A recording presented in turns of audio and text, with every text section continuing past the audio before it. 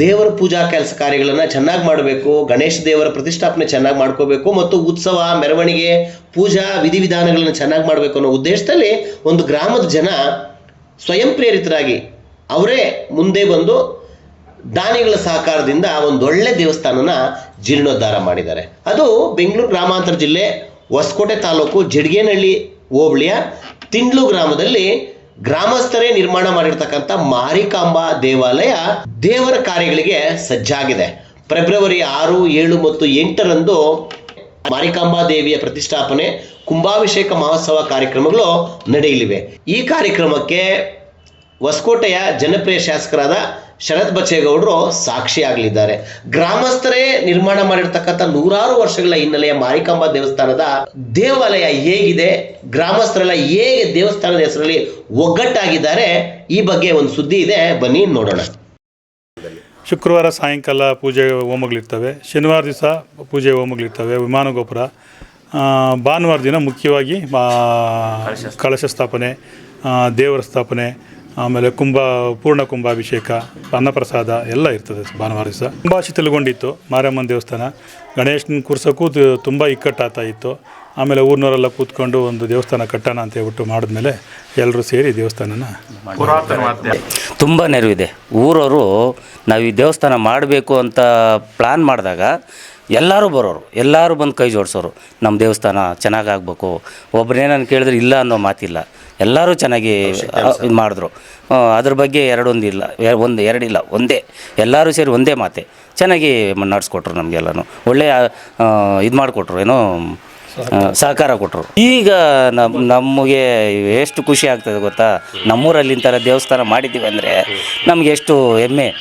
ಪಕ್ಕದೂರವ್ರಿಗೂ ತಿಂಡ್ಲಲ್ಲಿ ಈ ಥರ ದೇವಸ್ಥಾನ ಮಾಡಿದ್ದಾರಪ್ಪ ಅಂತ ಎಲ್ಲರಿಗೂ ಅವ್ರಿಗೂ ಒಂದು ಅವ್ರೂರಲ್ಲಿ ಒಂದು ಮಾಡಲಿಕ್ಕೆ ಒಂದು ಪ್ರೇರಣೆ ಇರುತ್ತೆ ಇದನ್ನು ನೋಡಿದ್ರೆ. ತಿಂಡ್ಲು ಗ್ರಾಮಸ್ಥರೆಲ್ಲ ಸೇರಿ ಈ ದೇವಸ್ಥಾನ ಕಟ್ಟಬೇಕಾದ್ರೆ ಎಲ್ಲರೂ ಒಗ್ಗೂಡ್ತಾರೆ. ಎಲ್ಲರೂ ಒಗ್ಗಟ್ಟಾಗಿ ಸೇರಿ ಎಲ್ಲ ಪ್ರತಿಯೊಬ್ಬರು ಕೈ ಜೋಡಿಸ್ತಾರೆ. ಯಾಕಂದರೆ ಊರಿಗೆ ಇದು ಶ್ರದ್ಧಾ ಕೇಂದ್ರವಾಗಿ ಮಾರ್ಪಡಬೇಕಾದ್ರೆ ಎಲ್ಲರೂ ಕೈ ಜೋಡಿಸ್ಬೇಕು. ಜಾತಿ, ಧರ್ಮ, ಕುಲ ಅದನ್ನೆಲ್ಲ ದೂರ ಇಟ್ಟು ಎಲ್ಲರೂ ಒಗ್ಗಟ್ಟಾಗಿ ಸೇರಿ ಈ ಒಂದು ದೇವಸ್ಥಾನನ ನಿರ್ಮಾಣ ಮಾಡಿರ್ತಾರೆ. ಸೊ ಹಾಗಾಗಿ ಎಲ್ಲ ಜನರು ಇವತ್ತು ಕೈ ಜೋಡಿಸಿ ನಮ್ಮೂರಲ್ಲಿ ಈ ಮಾರಮ್ಮನ ದೇವಸ್ಥಾನನ ನಿರ್ಮಾಣ ಆಗಿದೆ. ಅದು ಭಾನುವಾರ ದಿವಸ ಕುಂಭಾಭಿಷೇಕದ ಮುಖಾಂತರ ಇದು ಉದ್ಘಾಟನೆ ಆಗ್ತಾಯಿದೆ. ಇದರಲ್ಲಿ ನಮ್ಮ ಶಾಸಕರಾದ ಶರತ್ ಬಚ್ಚೇಗೌಡರು, ಸುರೇಶ್ ಅಣ್ಣವರು, ಬಚ್ಚೇಗೌಡರು, ಸೊಣ್ಣಪ್ಪ ಅವರು ಇವರೆಲ್ಲರೂ ನಮ್ಮೂರಿಗೆ ಆಗಮಿಸ್ತಾ ಇದ್ದಾರೆ.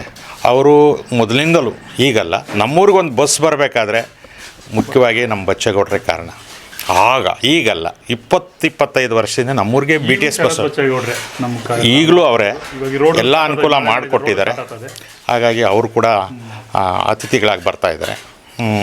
ಎಲ್ಲರೂ ಸೇರಿ ಊರಿನ ಹಿರಿಯರು ಎಲ್ಲರೂ ನಮ್ಮ ಮುಖಂಡರೆಲ್ಲ ಸೇರಿ ವಿಜೃಂಭಣೆಯಿಂದ ನಾವು ಇದನ್ನು ಉದ್ಘಾಟನೆ ಮಾಡ್ತಾರೆ.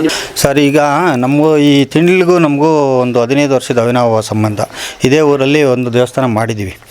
ಅದರದ್ದು ವಾಸ್ತವ ಶೈಲಿ ಎಲ್ಲ ನೋಡಿ ತುಂಬ ಚೆನ್ನಾಗಿದೆ. ನಾನೇ ಬೇಕು ಅಂತ ಬಯಸಿ ಕರೆಸಿದ್ರು. ನನ್ನ ಹತ್ರ ಇರೋ ವಿದ್ಯೆನ ನಾನು ತೋರಿಸ್ಬೇಕಾದ್ರೆ ನಾನು ಅದಕ್ಕೆ ಏನಿದೆಯೋ ಅದು ಪಾರ್ಟ್ ಆಫ್ ಪಾರ್ಟ್ ಎಲ್ಲ ಸೇರಿ ಅವ್ರು ಯಾರು ನಮಗೆ ಬೇರೆಯವ್ರ ಕಡೆಯಿಂದ ಏನು ಮಾಡಿಸ್ಕೊಟ್ಟಿಲ್ಲ. ವಾಸ್ತು ಆಗಲಿ, ಪ್ಲ್ಯಾನ್ ಆಗಲಿ, ಡ್ರಾಯಿಂಗ್ ಆಗಲಿ ಎಲ್ಲ ನಾವೇ ಕೊಟ್ಟು ದೇವಸ್ಥಾನ ಅಂದರೆ ಹಿಂಗೆ ಇರಬೇಕು, ಇಷ್ಟೇ ಅಳತೆ ಒಂದಲ್ಲಿ ಇರಬೇಕು, ಮನುಷ್ಯನ ಆಕಾರದಲ್ಲೇ ನಾವು ವಾಸ್ತು ತೊಗೊಂಡು ದೇವಸ್ಥಾನ ಮಾಡೋದು. ಎಲ್ಲವನ್ನು ಒಡಗೂಡಿಸಿ ನಾನೇ ಪ್ಲ್ಯಾನ್ ಮಾಡಿ ಈ ಜಾಗದಲ್ಲಿ ಎಷ್ಟಾಗುತ್ತೋ ಅಷ್ಟು ಸುಂದರವಾಗಿ ನಿರ್ಮಾಣ ಮಾಡೋಕ್ಕೆ ವ್ಯವಸ್ಥೆ ಮಾಡಿಕೊಟ್ಟೆ. ಕೆಲಸನೂ ಮಾಡಿಕೊಟ್ಟಿದ್ವಿ. ಬೇಗ ಅಂದರೆ ಒಂದು 9-10 ತಿಂಗಳ ಕೆಲಸನೂ ಮುಗಿದಿದೆ. ಆದ್ದರಿಂದ ಊರಿನವರು ತುಂಬ ಖುಷಿಯಾಗಿದ್ದಾರೆ. ಎಲ್ಲರೂ ಬರಬೇಕು, ಯಾಕಂದರೆ ಈಗ ಉದ್ಘಾಟನೆ ಸಮಯ ಸ್ಟಾರ್ಟ್ ಆಗಿದೆ. ಈಗ ಇವರು ಒಂದು 15 ದಿವಸದಿಂದ ತುಂಬ ಕಷ್ಟಪಟ್ಟು ಎಲ್ಲರೂ ಬರಬೇಕು, ಇದು ನೋಡಬೇಕು, ಇದರಿಂದ ಆಶೀರ್ವಾದ ತಗೋಬೇಕು. ಆ ಅಮ್ಮ ಇಲ್ಲಿ ನೆಲೆಸಿದ್ದಾಳೆ, ಮಾರಿಯಮ್ಮ ನೆಲೆಸಿದ್ದಾಳೆ. ಯಾಕಂದರೆ ಇದು ಹೊಸದಲ್ಲ, ತುಂಬ ಪುರಾತನ ವಿಗ್ರಹನೂ ಸ್ಥಾಪನೆ ಮಾಡ್ತಾಯಿದ್ವಿ. ಅದನ್ನು ನಾವೇನು ಬಿಟ್ಟಿಲ್ಲ, ಹೊಸ ದೇವಸ್ಥಾನ ಕಟ್ಟಿದ್ವಿ ಅಂತ. ಅದ್ರ ಮುಖಾಂತರ ನಾವು, ಯಾಕಂದರೆ ತಂದೆ ಇದ್ದರೆ ಮಕ್ಕಳು, ದೇವಸ್ಥಾನ ಇದ್ದರೆ ಊರು. ಮನೆಯಲ್ಲಿ ಅಡುಗೆ ಮನೆ ಚೆಂದ, ಊರಿಗೆ ದೇವಸ್ಥಾನ ಚೆಂದ ಅಂತ ಹೇಳ್ತಾರೆ. ಹಂಗಾಗಿ ದೇವಸ್ಥಾನದಿಂದ ಎಲ್ರಿಗೂ ಒಳ್ಳೆಯದಾಗಲಿ. ಇಲ್ಲಿಗೆ ಬಂದಿದ್ದ ತಕ್ಷಣ ಎಷ್ಟೇ ಕೆಟ್ಟ ಮನಸ್ಸಿಂದ ಇಲ್ಲಿ ಬಂದಾಗ ತಕ್ಷಣ ಅವ್ನ ಮನಸ್ಸಲ್ಲಿ 1000 ಯೋಚನೆಗಳು ಒಂದು ಯೋಚನೆಗೆ ಬರುತ್ತೆ. ಅದೇ ದೇವಸ್ಥಾನ ಅಂದರೆ. ಹಿಂದೆ ಅಂದರೆ ಶಿಲ್ಪಿಗಳು ಒಳ್ಳೊಳ್ಳೆ ದೇವಸ್ಥಾನಗಳು ಕಟ್ಟವ್ರೆ, ಅದನ್ನು ಸರಿಯಾಗಿ ನಿರ್ವಹಣೆ ಮಾಡ್ತಾ ಇಲ್ಲ. ಕೊನೆ ಪಕ್ಷ ನಮ್ಮ ಊರಲ್ಲಿರೋದನ್ನ ನಾವಾದರೂ ಉಳಿಸ್ಕೊಂಡು ಹೋಗೋಣ ಅನ್ನೋದು ಒಂದು ಇದು ನಮ್ಮದು. ಇಲ್ಲಿ ಸುಮಾರು ಒಂದು 150 ಅಡಿಲಿತ್ತು ದೇವಸ್ಥಾನ ಅಷ್ಟೇ. ಇಲ್ಲಿ ದಿಜ್ಜ ಹಳೆಯ ದೇವಸ್ಥಾನ, ಅದರ ಇತಿಹಾಸ ಗೊತ್ತಿಲ್ಲ. ಇಲ್ಲಿ ಮುಖ್ಯವಾಗಿ ಹೇಳಬೇಕಂದ್ರೆ ಈ ಸ್ಥಳದ ದಾನಿಗಳೊಬ್ಬರು ಇದ್ದಾರೆ, ಸುಬ್ಬಯ್ಯ ಅವ್ರ ಕುಟುಂಬದವರು. ಅವ್ರು ಕೊಟ್ಟಿರೋದ್ರಿಂದ ಇಲ್ಲಿ ಸ್ವಲ್ಪ ವಿಶಾಲವಾಗಿ ಮಾಡೋಕ್ಕೆ ಅವಕಾಶ ಆಯಿತು. ಅವ್ರಿಗೂ ನಮ್ಮ ಎಲ್ಲರ ಪರವಾಗಿ ಅವ್ರಿಗೊಂದು ಧನ್ಯವಾದಗಳು. ಎಲ್ಲ ಬರಬೇಕು. ನಾವು ಪಾಂಪ್ಲೆಟ್ ಎಲ್ಲ ಊರು ಸುತ್ತಲೂ ಎಲ್ಲ ನಮ್ಮ ಇವ್ರಿಗೆಲ್ಲ ಹಂಚಿದ್ದೀರಿ, ಪರಿಚಯಸ್ಥರು ಯಾರಾದರೂ ಸರಿ ಎಲ್ಲ ಗ್ರಾಮಗಳಿಗೂ ಹಂಚ್ಕೊಂಡು ಬಂದಿದ್ದೀವಿ. ಈಗ ಇನ್ನು 6, 7, 8ಕ್ಕೆ ಇದನ್ನು ಲೋಕಾರ್ಪಣೆ ಮಾಡಬೇಕು. ಎಲ್ಲ ನಮ್ಮ ಶಾಸಕರು, ಗ್ರಾಮಸ್ಥರು, ಅಕ್ಕಪಕ್ಕದವರು ಎಲ್ಲ ಸೇರಿ ಮಾಡಬೇಕು. ಈ ನಮ್ಮ ತಲೆಮಾರಿಗೆ ಇದು ಮಾಡಿಕೊಟ್ಟಿದ್ರೆ ಇನ್ನು ಮುಂದಿನ ತಲೆಮಾರು ಅದನ್ನು ನೋಡ್ಕೊಂಡು ಶುದ್ಧವಾಗಿ ಹೋಗ್ಬೇಕು ಅನ್ನೋದು ನಮ್ಮ ಭಾವನೆ. ವಿದ್ಯೆ ಕಲಿಸದ ಗುರುವು, ಬಿದ್ದಿರಲು ಬಂದು ನೋಡದ ತಾಯಿ, ಬುದ್ಧಿ ಕಲಿಸದ ತಂದೆ ಬದ್ಧ ವೈರಿಗಳು ಅನ್ನೋ ಮಾತಿದೆ. ಅದೇ ರೀತಿ ಸಮಾಜವನ್ನು, ಇಡೀ ಗ್ರಾಮವನ್ನು, ಗ್ರಾಮದ ಜನರನ್ನು ಸನ್ಮಾರ್ಗದತ್ತ ನಡೆಸ್ತಕ್ಕಂಥ ಶ್ರದ್ಧಾ ಕೇಂದ್ರವಾಗಿ, ಧಾರ್ಮಿಕ ಕೇಂದ್ರವಾಗಿ, ಶೈಕ್ಷಣಿಕ ಕೇಂದ್ರವಾಗಿ ದೇವಸ್ಥಾನಗಳು ತನ್ನದೇ ಆದ ಪಾತ್ರವನ್ನು ಹಿಂದೆ ನಿರ್ವಹಿಸ್ತಾ ಇದ್ವು, ಈಗಲೂ ಸಹ ನಿರ್ವಹಿಸ್ತಕ್ಕಂಥ ಕಾಲ ಬಂದಿದೆ ಅಂದರೆ ತಪ್ಪಾಗಲ್ಲ.